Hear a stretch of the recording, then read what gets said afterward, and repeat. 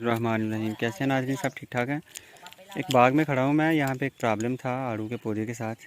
चलिए आपके साथ भी शेयर करता हूँ और इसका हल इलाज जो है वो भी आपको बता दूँगा मैं।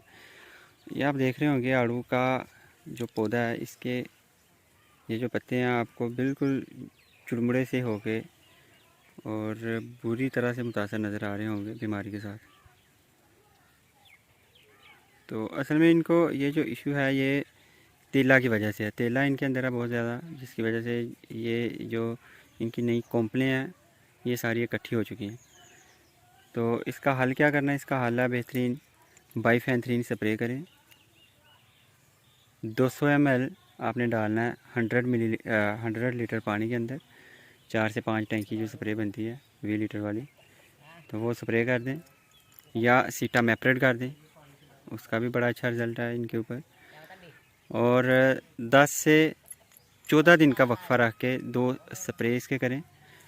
और उसके साथ साथ कोई ना कोई ताकत वाली स्प्रे जो है वो भी आप साथ डालेंगे। वो अमाइनो एसिड्स हो सकते हैं या कोई अच्छा एनपीके हो सकता है अच्छी क्वालिटी का, वो आप इसके साथ डाल लें। तो उससे एक तो फ्रूटिंग जो है वो जानदार होगी, एनपीके से नई कोंपलें बड़ी अच्छी आएंगी। और ये जो फ्रूट आपको नज़र आ रहा है ये भी बड़ा होगा, फूल ज़्यादा आने के चांसेस होते हैं आप एनपीके को अगर टाइम से करें। ये भी देखें, ये जो प्रॉब्लम है इसको आने से पहले ही कंट्रोल करना चाहिए था। तो जो ही बहार का मौसम शुरू होता है, कोंपलें आना शुरू होती हैं, तो ये इशू आता है आड़ू के पौधे के साथ। तो इसको अगर आप कर लें स्प्रे टाइम से, तो ये बड़ी आसानी के साथ मैनेज भी हो सकता है और फ्रूटिंग भी ज़्यादा हो सकती है। लेकिन फिर भी अभी भी इस हालत में भी जब हम इसको इंशाल्लाह स्प्रे करवाएंगे तो बाद में मैं आपके साथ ये शेयर करूंगा व्लॉग। आप देखेंगे इंतहाई शानदार इंशाल्लाह हो जाएगा ये। और भी पौधे हैं दूसरी साइड पे। तो जो इशू था वो यहाँ ही आपके साथ डिस्कस हो गया, यही मकसद था वीडियो बनाने का।